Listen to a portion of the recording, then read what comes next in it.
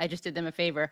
Thank you so much for having me. That was incredibly moving and inspiring to hear. And I, co-sign everything that Giannis just said. I think that what we're seeing with the flotilla is an important act of solidarity. It does shed a light on what's happening. It's in some ways a kind of microcosm.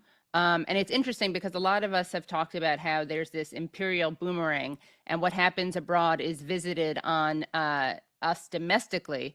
Of course, it's not the same violence or repression at all, but it's almost like the domestic version of it. And here people are kind of bringing that, the treatment of the domestic population to Palestine or close to Palestine.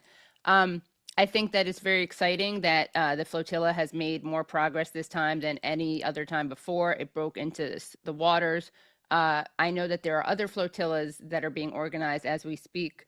And I think that, it's a way to give people hope, which is really important. We interviewed the other day Diana Butu, and she was just saying, we can't give up hope. We can't, because we just don't have that luxury.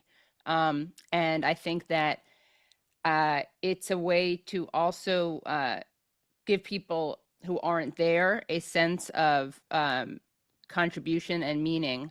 We have to also realize this is a symbolic voyage in many ways, but it does again highlight what kind of lengths Israel will go to be able to continue to starve a population. And I do think that unfortunately people probably do have some fatigue seeing Israel slaughter Palestinians during this genocide. And I mean, I feel kind of uncomfortable saying this, but I think that it probably is helpful for people to see a new population that's being targeted, because I think people have become so numb and used to this genocide that I think this probably wakes some people up. And, because of the way that people view Palestinians, even I would say people who support Palestinians, there's kind of built-in dehumanization for lots of people. And seeing this happen to people who usually live lives that are defined by having the luck of being born where they're born, I think we're seeing this is a different experience to witness.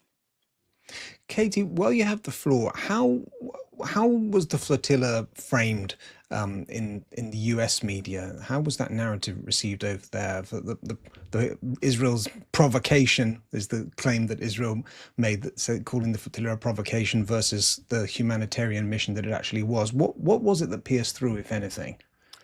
Well, I think sadly the biggest, the most salient thing about it, the coverage, was the lack of coverage. And then when it was covered, it certainly was not presented with the, excuse me, urgency that it required. And as usual, I mean, we see a totally anti-Israel, pro-Israel bias consistently from Western media and from the U.S. media in particular. And I would say the U.S. media is probably the worst, although you guys may can respond and talk about whether English British media is as bad.